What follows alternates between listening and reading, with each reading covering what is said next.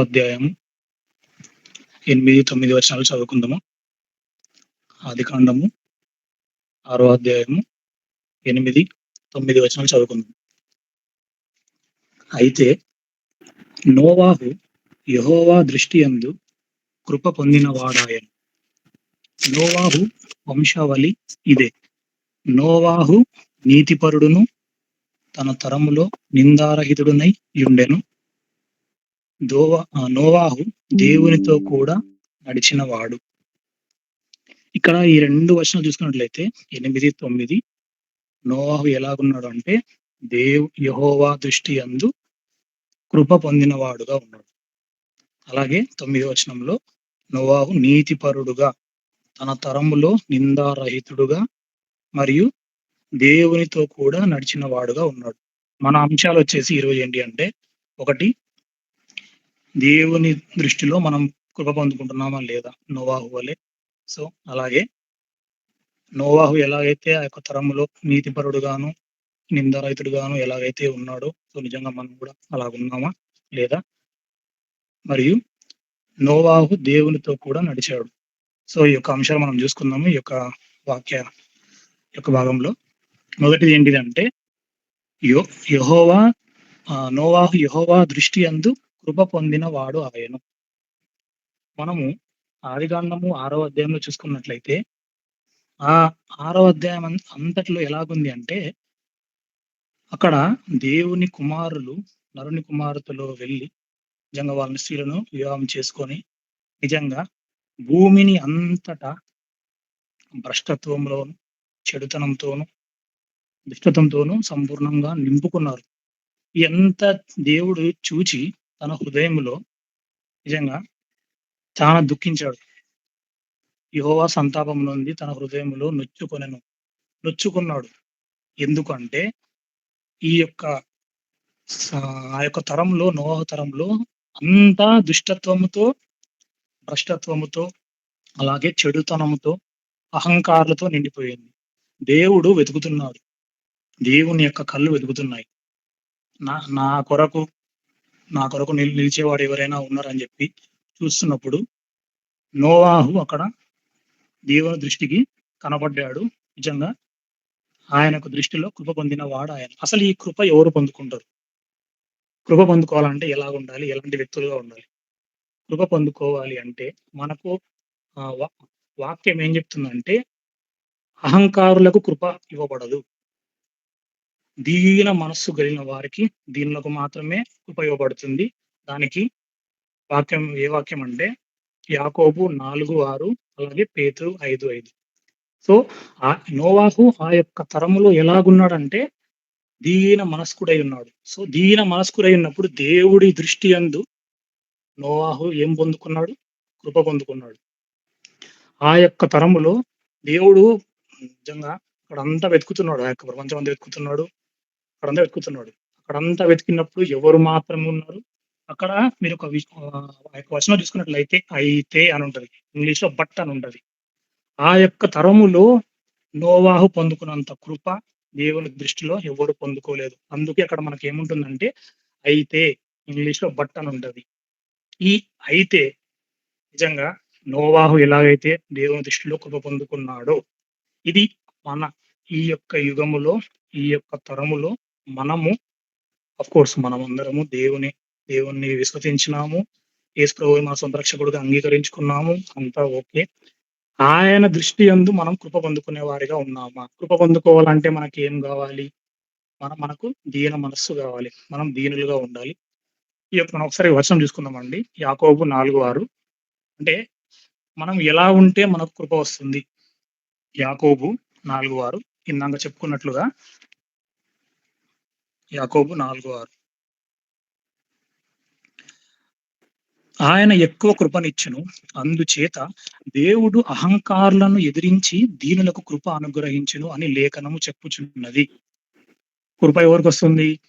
అహంకారులకు కాదు కృప వచ్చేది. దీనులకు కృప అనుగ్రహించును అని లేఖనం చెప్పుతుంది.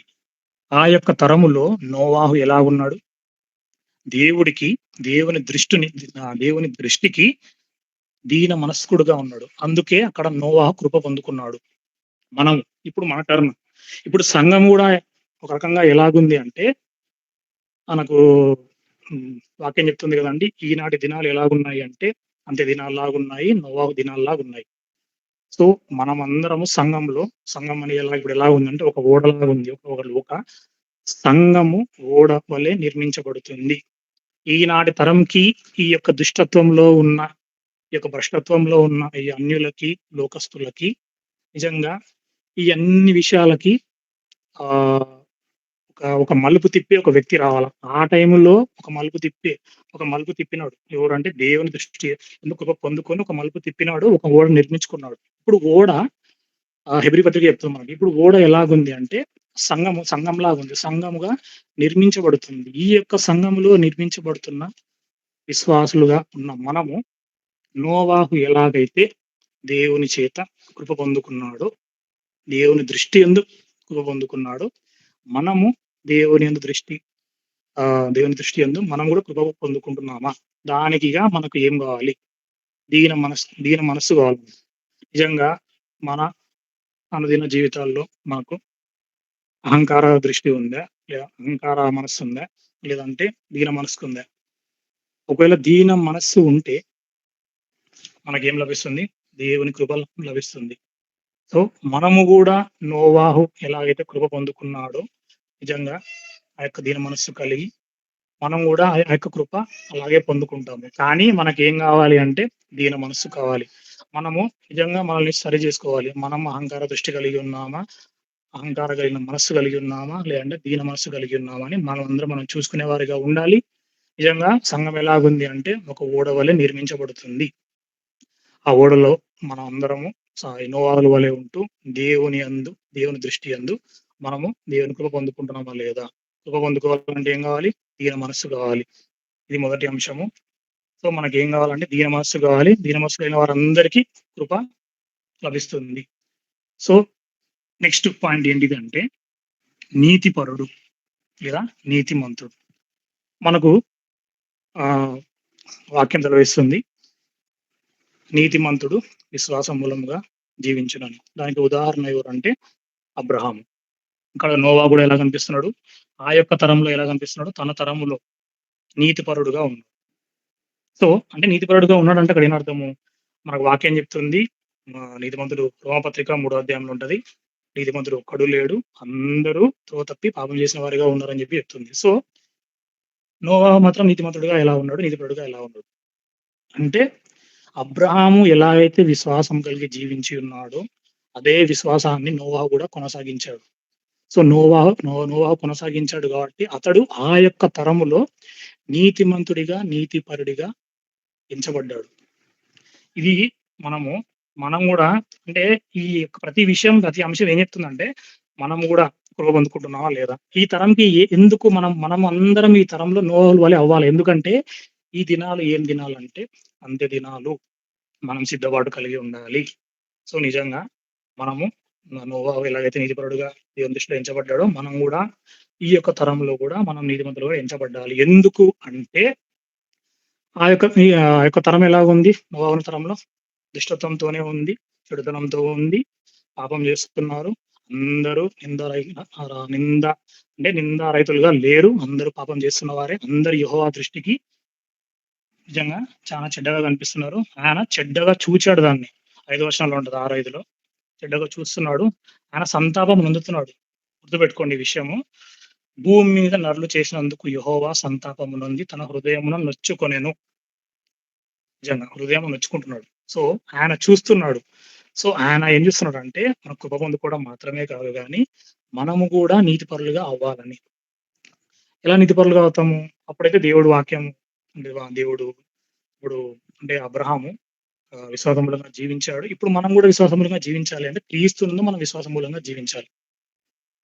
ఆయన యొక్క రక్తాన్ని మనం ఆపాదించుకుంటే, మన పాపాలు కడగబడతాయి. మనం నీతిమంతులుగా ఎంచబడతాం. సో, ఈ ప్రతి డే టు డే లైఫ్‌లో మనకి ఖచ్చితంగా మనకిది అప్లై చేసుకుంటూనే ఉండాలి.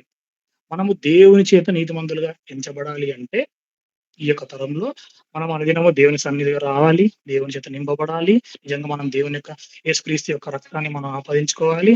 మనకు పాపాలను ఒప్పుకోవాలి. నిజంగా అప్పుడే మనము నీతిమంతులుగా ఎంచబడతాము. సో, ఈ యొక్క తరానికి మనము అంటే దేవునితో దేవునిలో విశ్వాసంగా ఉంటూ ఆ యొక్క సమయంలో అప్పుడు ఆ యొక్క నోవాహు నీతిపరుడుగా ఉన్నాడు. ఇప్పుడు మనము క్రీస్తునందు మనం విశ్వసిస్తున్నాం కాబట్టి, ఆయన రక్తాన్ని మనం అప్లై చేసుకొని మనం గూడా నీతిమంతులుగా తీర్చబడుతున్నాము. సో, అంత మాత్రమే కాదు గానీ విశ్వాసం మూలంగా గూడా మనం జీవించాలి. సో, నెక్స్ట్ పాయింట్ తీసుకున్నట్లయితే అక్కడ ఏముంటుందంటే నిందారహితుడుగా. సో, నిందారహితుడు అంటే ఏంటిది? ఇంగ్లీష్‌లో ఉంటది. ఏముంటదంటే పర్ఫెక్ట్ అని. సో, నిందారహితుడు అంటే ఏంటిది? తన తరములో నిందారహితుడుగా ఉన్నాడు. అంటే లోకమును అనుసరించక, ఇహలోక మాలిన్యము తనకంటకుండా చూచుకొని దేవుని అనుసరిస్తూ, దేవుని మాటల్ని వింటూ, దేవునికి లోబడుతూ, సో, దేవుని సన్నిధిలోనే గడుపుతూ ఉంటే ఎలాగుంటారు అంటే నోవాహు ఎలాగున్నాడు? నిందారహితుడుగా ఉన్నాడు. సో, మనం గూడా ఎలాగుండాలి? నిందారహితులుగా ఉండాలి. సో, ఈ నిందారహితులుగా అనేది చానా అంటే మనము ఈ యొక్క దినాల్లో ఇది ఇప్పుడంతా అంత్య దినాలు గదండీ! సో, మనం గూడా నోవాహు వలె నిందారహితులుగా ఉంటున్నామా? లేదంటే ఇహలోక మాలిన్యాలు అంటే దేవుడు ప్రకటన గ్రంథంలో క్లియర్‌గా చెప్తున్నాడు. "నువ్వు చల్లగానైనా ఉండు, వెచ్చగానైనా ఉండు. నులివెచ్చగా ఉంటే నేను కుంగివేస్తా" అంటున్నాడు. సో, ఇక్కడ నిందారహితుడిగా పర్ఫెక్ట్‌గా ఉండడం అంటే, ఇహలోక మాలిన్యము. అంటే లోకాన్ని అనుసరించకూడదు. ఈ యొక్క తరాన్ని, ఈ యొక్క కల్చర్‌ని, ఈ యొక్క ట్రెడిషన్‌ని నిజంగా అంటే ఉదాహరణ చెప్పుకున్నట్టయితే కొంతమంది పొలిటీషియన్స్‌ని అనుసరిస్తారు. కొంతమంది ఈవెన్ దో క్రిస్టియన్స్ గూడా కొంతమంది పొలిటీషియన్స్‌ని, కొంతమందికి యాక్టర్స్ ఉండొచ్చు ఇష్టం. కొంతమందికి క్రికెటర్స్ ఉండొచ్చు. కొంతమంది ఫుట్‌బాల్ ప్లేయర్స్ ఉండొచ్చు. కొంతమందికి మ్యూజిక్ అంటే ఇవన్నీ ఏం కలుగుతున్నాయంటే లోకాన్ని అనుసరించే వాళ్ళు. లోకాన్ని అనుసరించిన వాళ్ళు ఎలా అయితారంటే నిందరహితులుగా. పర్ఫెక్ట్‌గా ఉండాలంటే ఎలా ఉండాలి పర్ఫెక్ట్‌గా? దేవునిలో అనుసరిస్తేనే మనం అంటే పర్ఫెక్ట్ అనేది అక్కడ దేవుడు రాయించాడు ఇంగ్లీష్‌లో. సో, దేవుణ్ణి అనుసరిస్తేనే లోకాన్ని అనుసరించకుండగా దేవుణ్ణి అనుసరిస్తేనే, దేవుని మాటకు, దేవునికి లోబడితేనే నిందారహితులుగా ఉంటారు. సో, నోవాహు ఆ యొక్క తరంలో ఉన్నాడు. ఇప్పుడు మన తరంలో మనం ఎలా ఉన్నాం? కొద్దిసేపు రీల్స్ చూడడము, కొద్దిసేపు మార్నింగ్ అయితే ఏదో ఒక చాప్టర్ ఏదో బైబిల్ చదివేసి, ఒక 5 మినిట్స్ ఏదో ప్రేయర్ చేసి, మళ్ళా పనులు చేసుకుంటూ అన్యులు అలాగే చేస్తారు. వాళ్ళు చిట్ చాట్ చేస్తారు, జోకులేసుకుంటారు. ఏదో టాపిక్ తీసుకొని లోకం విషయాలతో వాళ్ళు నింపబడుతుంటారు. ఈ లోక విషయాలతో నింపబడుతుంటే, మనము లోక మాలిన్యము నుంచి మనం బయటపడతాము. వాళ్ళు, వాళ్ళు లోకంలోనే ఉంటూ, వాళ్ళు లోకం విషయాలు మాట్లాడుకుంటారు. సో, మనము ఈ యొక్క విషయాల నుంచి మనం బయటపడాలి అంటే, మనము నోవాహు వలె నిందారహితులుగా ఉండాలి. సో, నిందారహితులుగా ఉండడం అంటే దేవుణ్ణి అనుసరించాలి. దేవుని మాటలకు లోబడాలి. దేవుని మాటలు వినాలి. సో, దేవుని మా దేవునితో మాత్రమే నడవాలి. సో, నిజంగా ఈ లోకాన్ని అనుసరించే విషయంలో మనము ఈ ట్రెండ్‌ని గాని, ఈ యొక్క కల్చర్‌ని గాని, ట్రెడిషన్స్‌ని గాని, ఇంకా అనేక విషయాలు లేదంటే మనుషులను గాని, లేదంటే వస్తువులని గాని, థింగ్స్‌ని గాని గూడా మనము ఇలా అంటే వెంబడిస్తుంటే నిజంగా అంటే అసెట్స్ గాని, వివాహం గాని, ఇంకా అనేక విషయాలు ఏ విషయాలైనా సరే అవి వెంబడిస్తుంటే నిజంగా మనము ఒక రకంగా చెప్పాలంటే ఒక కాలు దేవుని వెంబడిస్తూ, ఇంకో కాలు మనము లోకంలో పెట్టిన వారిగా ఉంటాం. అప్పుడు మనము నిందారహితులుగా అని మనం పిలువబడ్డాం. సో, మనమందరము ఈ విషయం నిజంగా చూసుకోవాలి. నోవాహు ఎలాగైతే ఆ తరంలో నిందారహితుడిగా ఉన్నాడో, మనం గూడా అట్టి విధంగా నిందారహితులుగా ఉండేలాగాన దేవుడు కృప చూపునుగాక. సో, ఇంకొకటి నాలుగో అంశం ఏంటిది అంటే, దేవునితో నోవాహు దేవునితో నడిచెను. ఇక్కడ దేవునితో నడిచెను అంటే, తన ఇక్కడ నడిచెను అంటే చానా అంటే తన స్వయాన్ని తను పోగొట్టుకోవడం అండి. ఎందుకంటే ఒకనితో నడవాలి అంటే, ఇప్పుడు ఒకనితో జర్నీ చేయాలంటే ఎగ్జాంపుల్‌గా ఒక ఒక భార్య భర్తను వెంబడించాలి, నడచాలి అంటే తన విషయాలు, తనకు సంబంధించిన అనేక విషయాలన్నీ తను చంపుకోవాలి. తను చంపుకొని గుడ్డిగా, బ్లైండ్‌గా విశ్వాసం కలిగి, నమ్మకం కలిగి తన భర్తను వెంబడించాలి.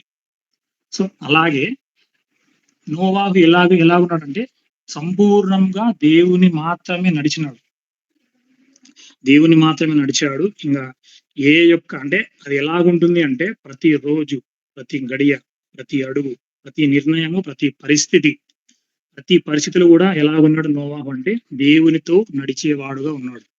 ఎందుకు ఆయన ఎలాగ నడవగలిగినాడంటే దేవుని సన్నిధిలో ఉంటూ ఆయన నడిచినాడు. సో, మనం ఎలా ఉన్నాం? ఇందాక చెప్పినట్లుగా ఒక కాలు లోకంలో పెట్టి, ఇంకో కాలు మనము అంటే అంటే అంటే సంఘంలో గాని, లేదా దేవునితో గాని, దేవుని విషయంలో గాని పెట్టినట్టయితే మనము నిర్వేచ్ఛగానే ఉంటాం. సో, నిర్వేచ్ఛగా అంటే దేవుడు ఏం చెప్తున్నాడు? నేను ఉమ్మి వేస్తా అంటున్నాడు. సో, మనం నిజంగా ఇది చూచుకునే వారిగా ఉండాలి. మనందరూ నోవహు ఎలాగైతే నడిచున్నాడో అలాగా నిజంగా అటు విధంగా నడవాలి. అలా నడవాలంటే మనమందరము దేవుని సన్నిధిలో ఉంటూ మనము ప్రతి రోజు, ప్రతి గడియ, ప్రతి అడుగు, ప్రతి నిర్ణయం, ప్రతి పరిస్థితి విషయాల్లో గూడా మనం దేవునితోనే నడవాలి. ఆ నడవడానికి గాను మనం ప్రతి విషయంలో గూడా మనం దేవుని దగ్గరనే కనిపెట్టుకొనుండాలి. ప్రతి విషయంలో. ఈవెన్ అంటే మన నిర్ణయాలు ఏదైనా సరే మనం మన స్వయంలో తీసుకోకూడదు కానీ, మన అడుగుజాడలు, మన తలంపులు, మనం ప్రతీది మనము ఏదైనా కొనుక్కోవాలన్నా, ఈవెన్ మనం జర్నీ చేస్తున్నప్పుడైనా, ప్రతి విషయంలో గాని లోకాన్ని అనుసరించకుండగా, లోకంతో నడవకుండగా, ఈ యొక్క ట్రెండ్‌లో, ఈ యొక్క కల్చర్‌లో, ఈ యొక్క ట్రెడిషన్‌లో మనం వెళ్ళకుండగా, మనము దేవునితో మనం నడిచేవారిగా ఉండాలి. మనం దేవునితో ఎలా నడవగలుగుతామంటే, ఆయన సన్నిధిలో ఉంటే మనం ఆటోమేటిక్‌గా దేవునితో నడిచేవారిగా ఉంటాం. సో, ఇంకా దేవునితో నడిచేవాళ్ళు ఎవరైనా ఉన్నారు అంటే హానోకు గూడా ఉన్నాడు. హానోకు గూడా దేవునితో నడిచేవాడిగా ఉన్నాడు. సో, ఆయన నడిచినప్పుడు నిజంగా ఆయన కొనిపోబడ్డాడు. ఆయనకి మరణము రాలేదు కానీ ఆయన కొనిపోబడ్డాడు నిజంగా. చూడండి దేవునితో నడుస్తే హానోకేమొచ్చిందంటే అతనికి మరణము రాలేదు. అతను దేవునితో నడిచినప్పుడు ఆదికాండం 4 అధ్యాయంలో ఉంటది. 4 అధ్యాయం 25 వచనం అనుకుంటా. అతను దేవునితో నడిచినాడు. దేవునితో నడిచినప్పుడు అతనికి మరణము సంభవించలేదు. నిజంగా దేవుని చేత కొనిపోబడ్డాడు. ఆయనకు దేవుని సన్నిధిని కలిగి ఉన్నాడు. సో, దేవునితో నడిచాడు.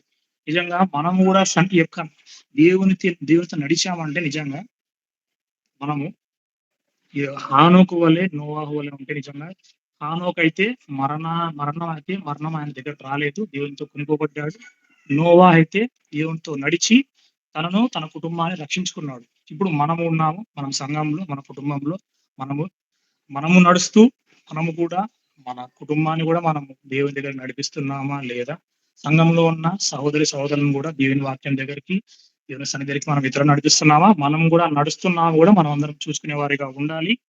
సో, మనకు ఇంకా ఇందాక చెప్పుకున్నట్లుగా మనము ఓడ, ఓడ నిర్మిస్తున్నాడు నోవాహు ఆ యొక్క తరములో. సో, సంఘము ఈ యొక్క తరములో ఎలాగుంది అంటే సంఘము ఓడగా ఉంది. ఈ యొక్క ఆ టైంలో నోవాహు ఓడని ప్రిపేర్ చేస్తున్నాడు. ఎందుకంటే దేవుడు ఆల్రెడీ అక్కడ వాళ్ళకిచ్చాడు. నోవాహుకిచ్చాడు. సో, నేను ప్రళయం తీసుకొస్తున్నాను. మీరు ఆహ్, ఓడను నిర్మించుకోండి. ఓడను నిర్మించుకుంటూ మీరు ఆ యొక్క ఓడలో ఉండండి. అలాగే మీ కుటుంబం గూడా ఉండండి అని చెప్తున్నాడు. నోవాహు ఏం చేసినాడు? తన కుటుంబానికి సువార్త చెప్పినాడు. ఇందాక చెప్పుకున్నట్లుగా హెబ్రీ పత్రికలో. అలాగే అక్కడున్న ఆ లోకంలో ఉన్న ప్రజలందరికీ గూడా ఆ యొక్క సువార్త చెప్తున్నాడు. సో, మనము గూడా సంఘములో ఇప్పుడు సంఘంగా మనము ఇప్పుడు సంఘం అంటే ఇప్పుడు సంఘం ఓడగా లైక్ ఎగ్జాంపుల్‌గా ఉంది. సో, ఈ యొక్క సంఘము అనే ఓడలో గూడా మనం గూడా ఈ యొక్క తరములో ఈ తరం ఎలాగుంది? ఆ యొక్క నోవాహు దినాల వలె ఉంది. ఈ యొక్క అంత్య దినాలు ఎలా ఉన్నాయంటే నోవాహు దినాల వలె ఉన్నాయి ఇప్పుడు. సో, మనం ఎలా ఉండాలంటే దేవుడు హృదయవాంఛ ఏంటిది అంటే, దేవుని హృదయవాంఛ అంటే దేవుని కోరిక, దేవుని ఆశ ఏంటిదంటే ఆయన కొరకు నిలబడాలి అని జెప్పేసి. ఇందాక చెప్పుకున్నట్లుగా ఆయన కృప పొందుకోవాలి. అంత మాత్రమే కాదు గానీ, ఆయన కొరకు నీతిపరులుగా మనం అవ్వాలి. సో, నిందారహితులుగా ఉండాలి. అంత మాత్రమే కాదు కానీ, ఆ యొక్క తరములో దేవునితో నడవాలి. ఇప్పుడు మన టర్న్ వచ్చింది. మనము దేవుని దృష్టి యందు మనం కృప పొందుకుంటున్నామా? ఇప్పుడు సంఘంలో ఉంటూ వ్యక్తిగతంగా వై వైయక్తికరంగా అంటే ఇండివిడ్యుయల్‌గా మనము దేవుని దృష్టిలో కృప పొందుకుంటున్నామా? కృప పొందుకోవాలంటే ఏం కావాలి? దీన మనస్సు కావాలి. ఇంకోటి ఏంటిది? నీతిమంతులుగా సో, నీతిమంతులుగా అంటే మనం ఎప్పుడు దేవుని వాక్యం దగ్గరకొచ్చి, మనం దేవుని రక్తాన్ని ఆపాదించుకొని, మన పాపాలు ఒప్పుకొని, నిజంగా మనము యేసుప్రభు దగ్గర మనం సాగిలపడి మన పాపాలు ఒప్పుకుంటే మనం నీతిమంతులుగా తీర్చబడతాము. ఆ నీతిమంతులుగా తీర్చబడడం మాత్రమే కాదు గానీ, మనము ఈ యొక్క తరానికి మనం నిందారహితులు గూడా ఉండాలి. నిందారహితులుగా అంటే ఈ ఇహలోక మాలిన్యం మనకు అంటకుండగా మనం చూసుకోవాలి. ఆ యొక్క రక్షణను మనము ఎలాగైతే నోవాహు లోకంలో అక్కడ వాళ్ళందరితో ఉంటూ గూడా అక్కడ ఏం చెప్తున్నాడు? అంటే మనమంతా చూసుకున్నట్లయితే ఆదికాండంలో నోవాహు ఆ యొక్క ఓడను నిర్మిస్తూ గూడా తను ఏం చేసినాడంటే సువార్త ప్రకటిస్తున్నాడు. ఎవరికి? ఫస్ట్ వాళ్ళ కుటుంబానికి సువార్త ప్రకటించాడు. తర్వాత లోకంకి సువార్త ప్రకటించాడు. మనము గూడా నీతిమంతులుగా తీర్చబడుతూ ఒకవైపు సంఘం అనే ఓడను మనం నిర్మించుకుంటూ వైయక్తికంగా అంటే వ్యక్తిగతంగా మనల్ని మనము దేవుని దృష్టి పొందుకుంటూ కృపని పొందుకుంటూ అలాగే దినదినం వాక్యం దగ్గరకొచ్చి ఈ యొక్క యేసుక్రీస్తు యొక్క రక్తాన్ని ఆపాదించుకొని నీతిమంతులుగా తీర్చబడుతూ నిందారహితులుగా ఉంటూ మనం కూడా ఏం చేయాలంటే సువార్త ప్రకటించాలి. సువార్త ఎందుకు అంటే దేవుడు చెప్తున్నాడు కదా సువార్త ప్రకటించమని. సో మనం ఏం చేయాలి? సో సువార్త ప్రకటించాలి. ఎలాగైతే ఫ్యామిలీ అతనికి కుటుంబానికి చెప్పుకున్నాడు.